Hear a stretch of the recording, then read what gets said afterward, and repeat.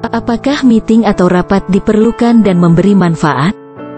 Rapat bisa bermanfaat dan bahkan produktif jika dilakukan dengan benar.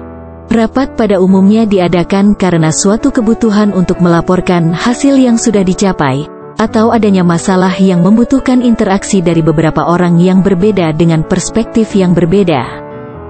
Selain itu, rapat dapat bermanfaat juga untuk mendiskusikan suatu hal atau rencana, dan juga untuk mendapatkan persetujuan kelompok atas rencana kerja yang akan dilaksanakan maupun hasil perolehannya. Mempersiapkan, memimpin dan menindaklanjuti sebuah rapat bukanlah tugas yang dapat dipandang sebelah mata, apalagi kalau jumlah pesertanya relatif banyak dan pesertanya dari berbagai institusi.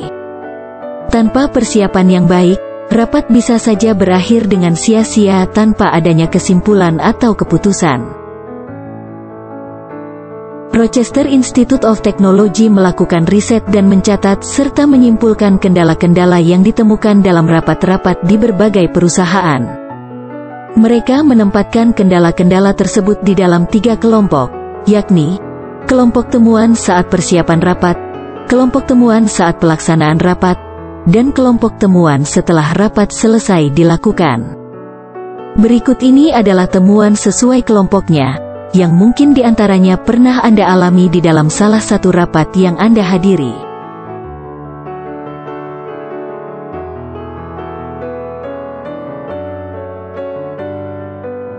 Kendala yang ditemukan saat persiapan rapat, antara lain: yang pertama, tidak adanya informasi mengenai rapat yang disampaikan sebelum rapat dilaksanakan. Sebelum pertemuan, sangat disarankan untuk melakukan perencanaan dan persiapan yang matang. Kirimkan agenda jauh-jauh hari agar peserta dapat mempersiapkan diri, mengalokasikan waktunya untuk hadir dan berpartisipasi dalam rapat tersebut. Yang kedua, persiapan yang buruk atau tidak memadai. Antara lain, misalnya, AC yang tidak berfungsi, jumlah kursi yang kurang, atau mungkin proyektor yang tidak menyala. Seandainya Anda adalah ketua rapat, adalah penting bagi Anda untuk berada di lokasi rapat lebih awal untuk memastikan semuanya beres. Yang ketiga, tidak adanya tujuan atau agenda rapat. Tentukan tujuan umum rapat, siapa saja yang perlu hadir dalam rapat, di mana dan kapan akan diadakannya, siapa saja yang akan berperan aktif dengan memberikan presentasi dan kesimpulannya atau membuat keputusan akhir. Hal ini akan membantu untuk mempersingkat waktu rapat apabila topik yang perlu dibahas cukup banyak. Rencanakan juga berapa lama waktu pembahasan tiap topiknya agar dapat diperkirakan berapa lama rapat akan berlangsung. Tinjau kembali agenda dengan cepat dan lakukan koreksi yang diperlukan.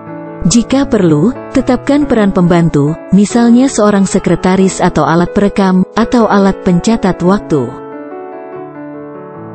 Yang keempat, adanya model presentasi berbeda dari masing-masing peserta.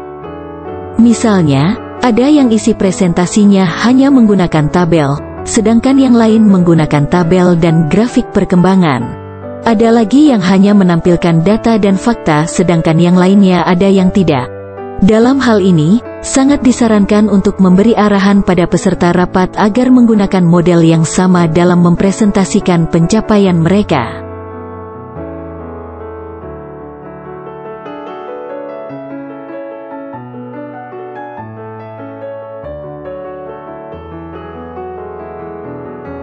Kendala yang ditemukan saat pelaksanaan rapat, antara lain: yang pertama, rapat yang mulainya terlambat.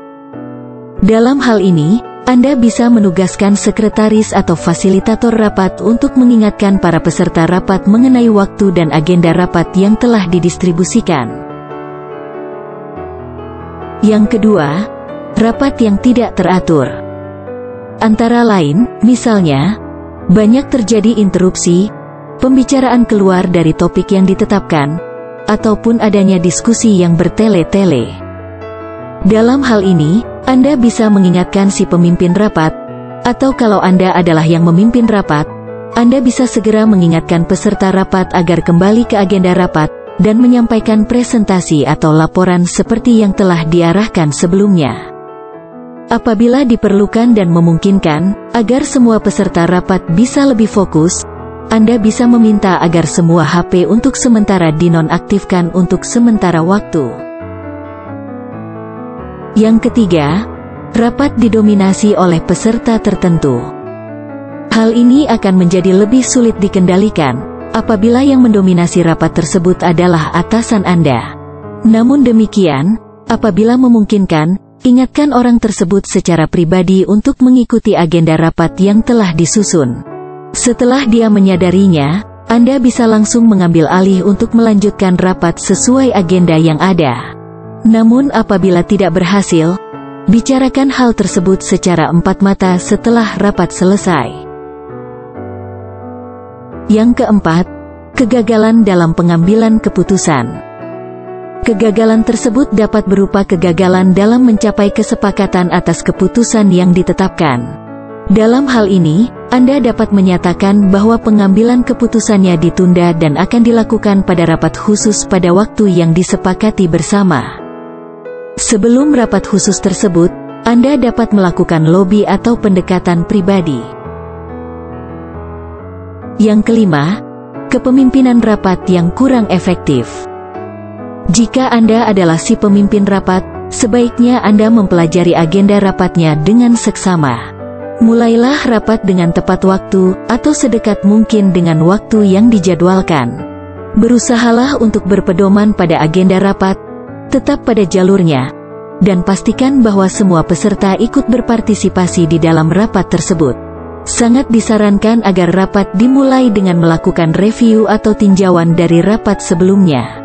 Pastikan data dan rencana kerja yang dipresentasikan tersedia dan mudah diakses atau dilihat oleh semua peserta.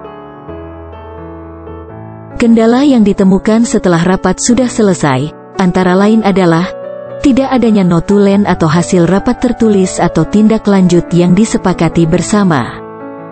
Dalam hal ini, notulen perlu secepatnya disiapkan dan dibagikan kepada semua peserta segera setelah pertemuan.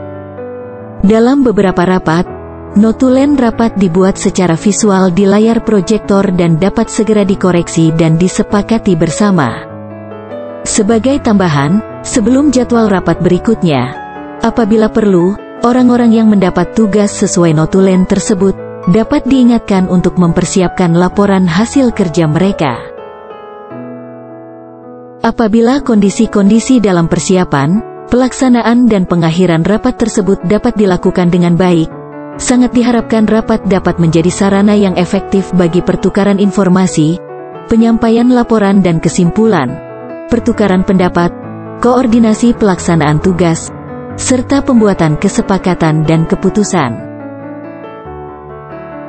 Demikian pembahasan kita mengenai hal-hal yang perlu dilakukan untuk membuat suatu rapat menjadi rapat yang efektif dan bermanfaat. Semoga hal ini berguna untuk menambah wawasan Anda. Selamat mempraktekkannya. Mari kembangkan wawasan dan membentuk pribadi yang sukses bersama kami. BWI, Bright World International.